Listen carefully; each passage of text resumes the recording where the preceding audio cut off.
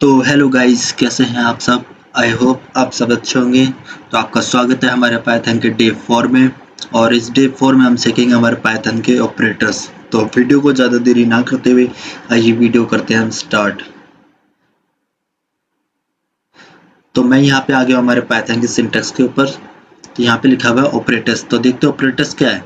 Operators are used to perform operations on variables and values in Python. ठीक है। तो operators क्या काम करते हैं, किसी वेरिएबल में जो वैल्यू होती है उसके ऊपर हमें कुछ ऑपरेशन करना होता है, तो इसके लिए हमें ऑपरेटर्स की हेल्प चाहिए होती है। ठीक है। तो यहाँ पे देखिए टाइप्स लिखे हुए हैं, टाइप्स ऑफ ऑपरेटर्स। तो पहले इसमें है अरिथमेटिक ऑपरेटर्स।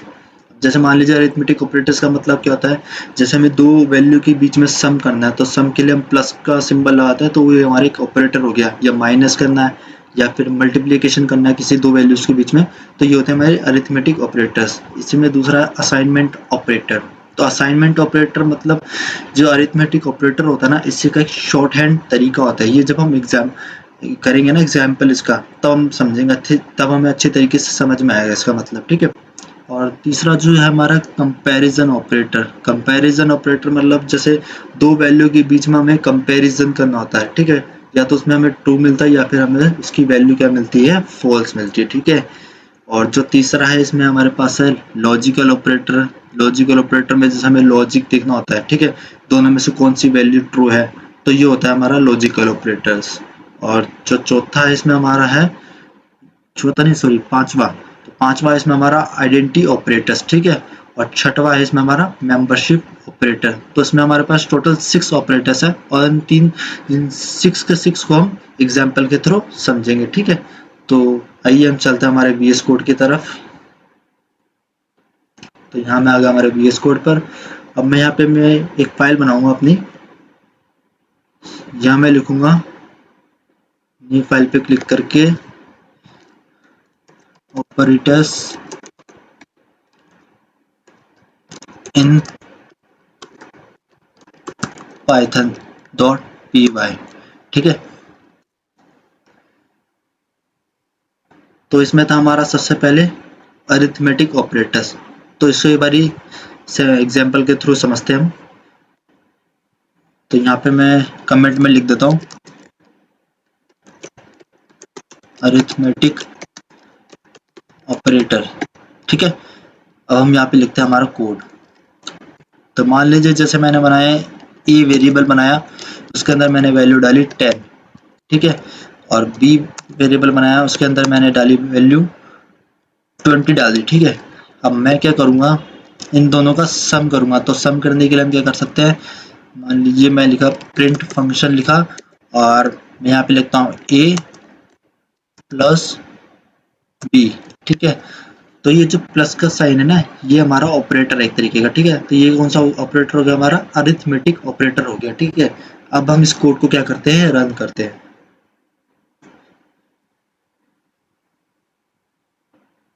तो यहाँ आंसर में आप देख सकते हैं हमारे पास 30 आंसर आ गया। ठीक है। तो इस तरीके से हमारा ये प्लस ऑपरेटर काम करता है। अब इसी का हम मल्टीप्लिकेशन वाला ऑपरेटर देखते हैं। यहाँ पे मैं इसकी कमेंट में लिख देता हूँ, ये हमारा सम ऑपरेटर,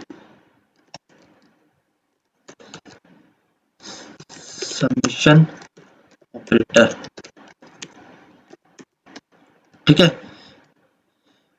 अब हम देखते हैं इसी का सब्ट्रैक्शन ऑपरेटर। यहाँ पे मैं लिखता हूँ सब्ट्रैक्शन ऑपरेटर। ठीक है। अब यहाँ पे हमने ए में 10 डाला और बी में 20। ठीक है। अब हम कुछ और वेरिएबल ले लेते हैं। जैसे मैं ले लेता हूँ where 1 is equal to 50। ठीक है। और where 2 is equal to 30। ठीक है। अब मैं यहाँ पे इसको प्रिंट करूंगा, या फिर हम इसको किसी वेरिएबल में स्टोर कर देते हैं। ठीक है। जो वैल्यू माइनस होगी ना, उस माइनस वैल्यू को हम किसी वेरिएबल में स्टोर कर देंगे। तो यहाँ पे मैं लिख देता हूँ रिजल्ट करके एक वेरिएबल बना देता हूँ। इसके अंदर मैं लिखूंगा where 1 माइनस where 2। ठीक है। अब हम प्रिंट करेंगे रिजल्ट को, प्रिंट रिजल्ट। अब मैं रन करूंगा हमारे इस कोड को। तो यहाँ पे आप देख सकते हैं हमारा आंसर आ गया है 20। ठीक है, तो 50 में से 30 गए तो 20। तो इस तरीके से हमारे सब्सट्रैक्शन वाला ऑपरेटर काम करता है। इसके बाद है हमारा मल्टीप्लिकेशन ऑपरेटर। ठीक है, तो यहाँ पे लिख दो कमेंट में मल्टीप्लिकेशन ऑपरेटर। अब मैं यहाँ पे where 1 is equal to 5 लेता हूँ वापस, और where 2 is equal to लेता हूँ मैं 10। ठीक है, अब मैं रिजल्ट लिखता हूँ वापस से वेरिएबल, और इसके अंदर मैं डालूंगा where 1, यहाँ पे आएगा हमारा स्टार। तो जो स्टार होता है ना हमारा, ये इसी का मल्टीपल का साइन होता है इसके अंदर। ठीक है, तो हमें स्टार वाला सिंबल लगाना है इसमें मल्टीप्लाई करने के लिए दो वैल्यू के बीच में। ठीक है, और यहाँ पे मैं लिख देता हूँ where 2। अब हम प्रिंट करेंगे रिजल्ट को, प्रिंट रिजल्ट। अब रन करते हैं कोड को, तो यहाँ पे आप देख सकते हैं 50 आंसर आ गया। ठीक है, 10 इंटू 50 हो गया हमारा 5 इंटू 10, 50 आंसर हमारे पास इधर आ रहा है। ठीक है, तो इस तरीके से ये हमारा हो गया मल्टीप्लिकेशन वाला ऑपरेटर। अब हम करते हैं हमारा डिवीजन वाला ऑपरेटर। ठीक है, तो यहाँ मैं कमेंट में लिख देता हूँ डिवीजन ऑपरेटर।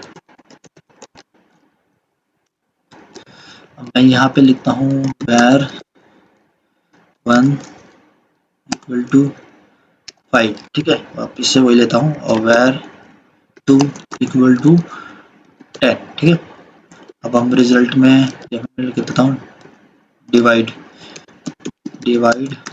और यहाँ पे मैं डाल देता हूँ बड़ी वैल्यू में से छोटी वैल्यू को, छोटी वैल्यू में से बड़ी वैल्यू को डिवाइड करना होता है, जैसे कि हमें। तो मैं यहाँ पे लिख देता हूँ where 2 डिवाइड का साइन लगाएंगे हम यहाँ पे स्लैश लगा दिया। अब यहाँ पे हम लिखेंगे where 1। ठीक है, प्रिंट कर देंगे इसको, डिवाइड। अब रन करते हैं कोड को, तो यहाँ पे आप देख सकते हैं हमारे पास आंसर आ गया है 2.0। ठीक है, तो 5 मतलब समझते हैं आप 5 दूनी 10, तो 2 हमारे पास आंसर आ चुका है। ठीक है, तो इस तरीके से हमारी जो ऑपरेटर्स होते हैं काम करते हैं। ठीक है, ये हो गए हमारे अरिथमेटिक ऑपरेटर्स। अब इसी में हमारा जो दूसरा है वो है हमारा असाइनमेंट ऑपरेटर। ठीक है, तो अब एक बार हम असाइनमेंट ऑपरेटर्स को देखते हैं। असाइनमेंट ऑपरेटर इसी को लिखने का एक शॉर्ट हैंड तरीका होता है। ठीक है, अभी मैं आपको समझाता हूँ कैसे होता है। यहाँ पे मैं कमेंट में लिख देता हूँ हैश डाल के असाइनमेंट ऑपरेटर। ठीक है, मान लीजिए मैंने वैल्यू ली, जैसे कि यहाँ पे मैं लेता हूँ x इक्वल टू 5। ठीक है, अब मैं यहाँ पे इसी का x प्लस इक्वल टू 5 डाल देता हूँ। अब ये हमारे लिए किस तरीके से काम करेगा, पहले मैं इसको आपको प्रिंट करके दिखाता हूँ। ठीक है, तो मैंने यहाँ पे प्रिंट कर दिया x को, इस पूरे को मैं कमेंट कर देता हूँ ताकि बार बार ये हमारा स्पेस ना घेरे।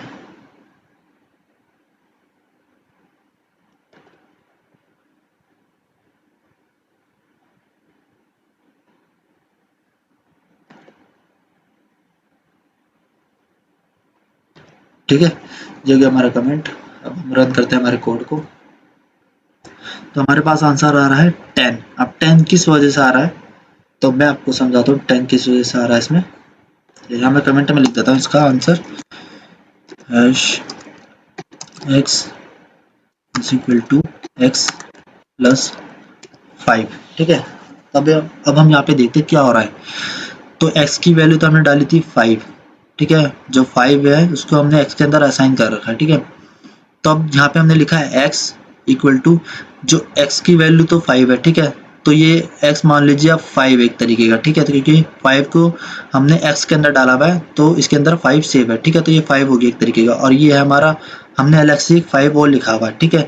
तो अब ये क्या करेगा, x की जो वैल्यू 5 है ना, उसको 5 प्लस 5 हमारे पास आंसर आ जाएगा 10, और इस 10 को वापस ये किस में असाइन कर देगा, x के अंदर वापस असाइन कर देगा। तो ये शॉर्ट हैंड तरीका होता है, प्लस जैसा हमने कर दिया इसके अंदर वैल्यू को, ठीक है। अब इसी तरीके से हम माइनस भी कर सकते हैं किसी वैल्यू के अंदर। मैं करके दिखाता हूँ आपको एक बारी। अब मैं लिख देता हूँ जैसे x इक्वल टू, मैंने डाला 10, ठीक है, 10 डालता हूँ मैं यहाँ पे।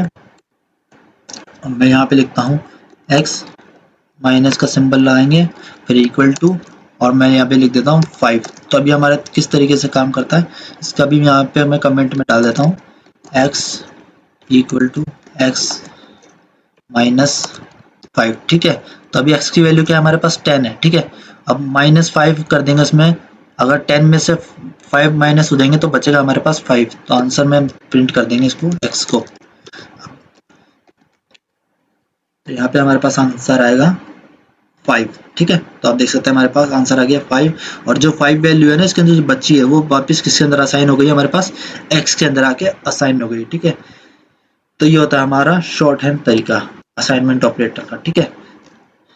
इसी तरीके से अगर जैसे मुझे मल्टीप्लिकेशन करना है वैल्यू के अंदर, तो मैं यहाँ पे लिख देता हूँ x इक्वल टू 10, ठीक है, और x फिर मल्टीप्लिकेशन साइन लगाएंगे हम, स्टार इक्वल टू, यहाँ पे मैं लिख देता हूँ 10, लिख देता हूँ वापस। अब हम प्रिंट कर देंगे x को, ठीक है। मैं रन करता हूँ कोड को, तो आप यहाँ पे आप देख सकते हैं हमारे पास आ गया 100। तो इसने भी इसी तरीके से काम करा है, इसका भी मैं कमेंट में लिख देता हूँ x equal to x into 10, ठीक है। तो इस तरीके से हमारे असाइनमेंट ऑपरेटर काम करता है। ये था हमारा शॉर्ट हैंड तरीका, जो हमने यहाँ पे लिखा है ना, इसी का ही शॉर्ट हैंड तरीका होता है असाइनमेंट ऑपरेटर का, ठीक है। मतलब वैल्यू को हमने उसी वैल्यू के साथ प्लस करा और वापस उसी वेरिएबल के हमने वैल्यू को असाइन कर दिया, ठीक है। तो ये होता है असाइनमेंट ऑपरेटर का मतलब। अब इसको हम पूरे को कमेंट कर देते हैं, बाकी आप खुद भी इसकी एक बारी प्रैक्टिस कर सकते हैं, ठीक है। स्लैश में यहाँ पे अब हमारा तीसरा जो पॉइंट है वो है कंपैरिजन ऑपरेटर। तो कंपैरिजन ऑपरेटर को देखते हैं भाई हम यहाँ पे मैं लिखता हूँ कमेंट के अंदर कंपैरिजन ऑपरेटर्स, ठीक है। अब ये क्या करता है, दो वैल्यू के बीच में हमें कंपैरिजन करके ट्रू या फॉल्स हमें रिटर्न करके देता है आंसर में, ठीक है। तो एक बार हम इसको एग्जाम्पल के थ्रू करके देखते हैं कोड को। तो मैं यहाँ पे डाल देता हूँ जैसे x की वैल्यू डाल देता हूँ, ठीक है। x की वैल्यू मैंने डाल दी 10 और y की वैल्यू मैंने डाल दी 20, ठीक है। तो अब मैं यहाँ पे लिखता हूँ जैसे प्रिंट करता हूँ, या रिजल्ट वेरिएबल में डाल देंगे। रिजल्ट वेरिएबल लिखा मैंने, इक्वल टू का साइन लगाया, उसके बाद यहाँ पे मैं लिखता हूँ x is greater then y, ठीक है। अब प्रिंट करते हैं हम रिजल्ट को, अब रन करते हैं कोड को। तो यहाँ पे आप देख सकते हैं फॉल्स। अब फॉल्स क्यों आ रहा है देखते हैं। तो x की वैल्यू क्या y से बड़ी है, तो यहाँ पे हमने देखिए x की वैल्यू क्या डाली है 10 और y की वैल्यू है 20। तो x की वैल्यू जो 10 है वो 20 से छोटी है ना, तो इसने हमारे लिए इसने क्या करा, फॉल्स रिटर्न करा। और हमने क्या लिखा है, x is greater then y, मतलब क्या x y से बड़ा है, नहीं, क्योंकि x की वैल्यू तो छोटी है y से, तो इसलिए इसने हमारे लिए क्या रिटर्न करा, फॉल्स रिटर्न करा, ठीक है। तो ये होता है हमारा ग्रेटर देन का सिंबल, ठीक है। तो यहाँ मैं लिख देता हूँ कमेंट में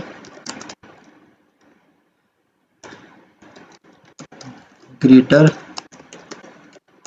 देन ऑपरेटर,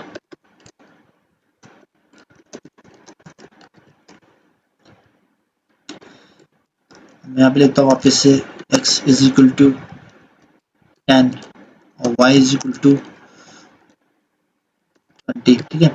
अब रिजल्ट लिखते हैं हम x is less then y, ठीक है। अब प्रिंट करते हैं रिजल्ट को, रिजल्ट रन करता हूँ कोड को। तो अब आप यहाँ पे देख सकते हैं इसने हमारे लिए क्या रिटर्न करा, ट्रू रिटर्न कर रहा है। क्यों? क्योंकि x की जो वैल्यू है, जो x है वो y से छोटा है, क्योंकि x की वैल्यू 10 है और y की वैल्यू 20, तो x क्या हो गया, y से छोटा हो गया, तो ये हमारा लेस देन का साइन है, ठीक है, इस तरीके का। तो मतलब x की वैल्यू क्या हो गई, y से छोटी है, तो इसलिए इसने हमारे लिए क्या करा, रिटर्न क्या करा, ट्रू रिटर्न करा, क्योंकि हमारे जो हमने जो ऑपरेटर लगाया वो करेक्ट है, मतलब ट्रू है, सही है, ठीक है। तो यहाँ पे मैंने कमेंट में लिख देता हूँ इसका, ये है हमारा लेस देन ऑपरेटर। यहाँ पे मैंने इसका सिंबल भी लिख दिया, ठीक है, ये रहा, और ग्रेटर देन का सिंबल ये रहा, ठीक है।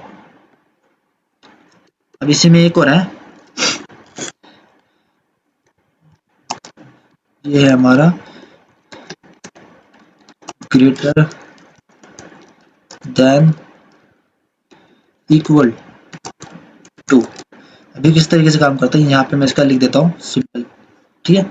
अब मैं बनाता हूँ यहाँ पे दो वेरिएबल बनाता हूँ, जैसे मान लीजिए मैंने लिया है x इक्वल टू 10 लेता हूँ, और y इक्वल टू मैं लेता हूँ यहाँ पे 10, ठीक है। यहाँ पे मैं लेता हूँ रिजल्ट। अच्छा, मैं आपको एक चीज और बता दूं इसमें, तो ये जो हम इक्वल टू का साइन लगाते हैं ना, ये भी हमारा एक तरीके का क्या है, ये वाला, ये भी हमारा एक तरीके का असाइनमेंट ऑपरेटर ही होता है। क्यों? क्योंकि जो वैल्यू होता है ना, हम वेरिएबल के अंदर असाइन कर रहे होते हैं, तो इसलिए हमारा असाइनमेंट ऑपरेटर कहलाता है, ठीक है। तो अब हम वापस आते हैं हमारे इस टॉपिक के ऊपर, और यहाँ पे देखते हैं, जैसे मैंने लिखा रिजल्ट, ठीक है। तो रिजल्ट के अंदर हमारे पास दो वैल्यू आ गई, एक्स और वाई करके दो वेरिएबल है। अब हमें इन दोनों के अंदर कंपैरिजन करना है, ठीक है। तो किस तरीके से करते हैं देखते आइए। तो मैंने लिखा है x is greater than equal to y. Print करता हूं मैं रिजल्ट को, तो आंसर देख सकते हैं क्या आएगा, ट्रू। अब ट्रू क्यों आ रहा है, क्योंकि यहाँ पे देखिए मैंने लिखा है ग्रेटर देन इक्वल टू का मतलब क्या होता है, इसमें होता है कि x की वैल्यू या तो जो 10 है y है y के बराबर होनी चाहिए, या फिर y से ज्यादा होनी चाहिए, ठीक है। अब मैं यहाँ पे x की वैल्यू अगर 20 भी कर दूंगा ना, तो भी हमको ट्रू रिटर्न करेगा, ये देख सकते हैं ट्रू। तो ये होता है एक ग्रेटर देन इक्वल टू का ऑपरेटर। मतलब क्या कह रहा है, ऑपरेटर की या तो y के बराबर हो वैल्यू, या y से ज्यादा हो, ठीक है। मैं इस y वेरिएबल को भी हटा देता हूँ यहाँ से एक बार ही। यहाँ पे मैं लिख देता हूँ मान लीजिए 10। अब रन करता हूँ कोड को, तो ट्रू रिटर्न कर रहा है मान लिए। तो वही मतलब है कि या तो 10 के बराबर हो वैल्यू, या 10 से ज्यादा होनी चाहिए वैल्यू। अगर मैं 10 से कम लिखता हूँ ना वैल्यू इसकी, जैसे मैं मान लीजिए कर देता हूँ इसकी वैल्यू 6 कर देता हूँ। अब रन करता हूँ कोड को, तो फॉल्स रिटर्न कर रहा है। क्यों? क्योंकि जो वैल्यू है एक्स की वो ना तो 10 से ज्यादा है और ना 10 के बराबर है, ठीक है, वो 10 से कम है, इसलिए उसने हमारे क्या रिटर्न करा, फॉल्स रिटर्न करा। इसी तरीके से होता है हमारा less than equal to operator, ठीक है, यहाँ पे मैं लिख दिया।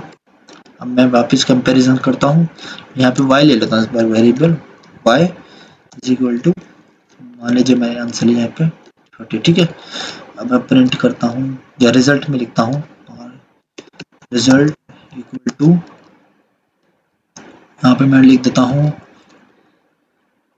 y is less than equal to 50, यहाँ लिख दिया हमने। अब प्रिंट करता हूँ मैं रिजल्ट को, तो हमारे लिए आंसर क्या आएगा, ट्रू रिटर्न आएगा। क्यों? क्योंकि हमने यहाँ पे देखिए क्या लिखा हुआ है, लेस देन इक्वल टू, या तो y की जो वैल्यू है वो 50 के बराबर होनी चाहिए, या 50 से छोटी होनी चाहिए। या फिर यहाँ पे मैं काम करता हूँ छोटी वैल्यू लेता हूँ, जैसे मान लीजिए मैं लेता हूँ यहाँ पे 10, ठीक है, यहाँ पे मैं लेता हूँ 20।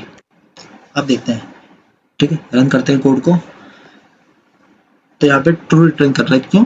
क्योंकि तो जो y की वैल्यू वो छोटी भी है, और छोटी है तो मतलब क्या हो रहा है, हमारी जो कंडीशन जो है वो ट्रू हो रही है, ठीक है। और अगर y की वैल्यू 20 के बराबर भी होगी तो भी हमारे लिए ट्रू रिटर्न करेगा। अब यहाँ पे लिख देता हूँ 20, तो भी हमारे लिए ट्रू रिटर्न करेगा आंसर को, ठीक है। अब मैं इसकी वैल्यू को कर देता हूँ 30, अब हमारे लिए फॉल्स रिटर्न करेगा। ये देख सकते हैं इसने हमारे लिए फॉल्स रिटर्न कर दिया यहाँ पे, ठीक है। तो क्यों कर रहा है, क्यों, क्योंकि y की जो वैल्यू है ना 30 वो 20 से ज्यादा है और हमने तो क्या ऑपरेटर लगा रखा है यहाँ पे, या तो लेस देन या बराबर होनी चाहिए 20 के वैल्यू, ठीक है। तो इस तरीके से हमारा लेस देन इक्वल टू का ऑपरेटर काम करता है।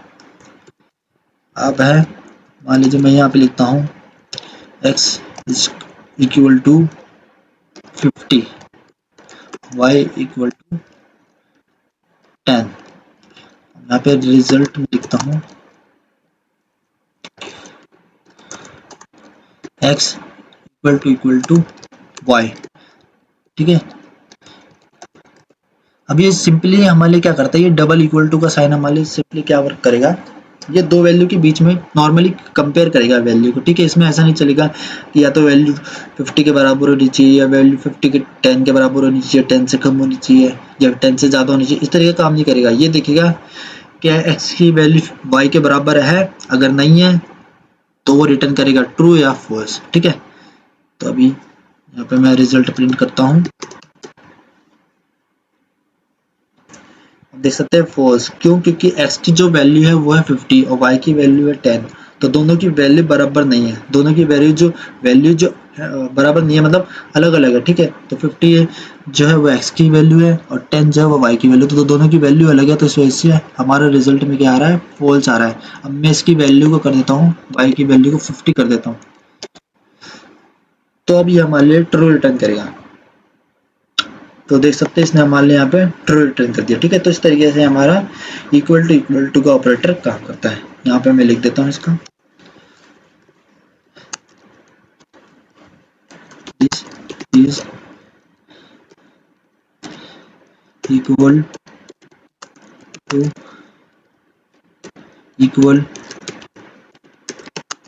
ऑपरेटर, ठीक है। यहाँ पे सिंपल लिख देता हूँ, ये हमारा हो गया डबल इक्वल टू का ऑपरेटर, ठीक है।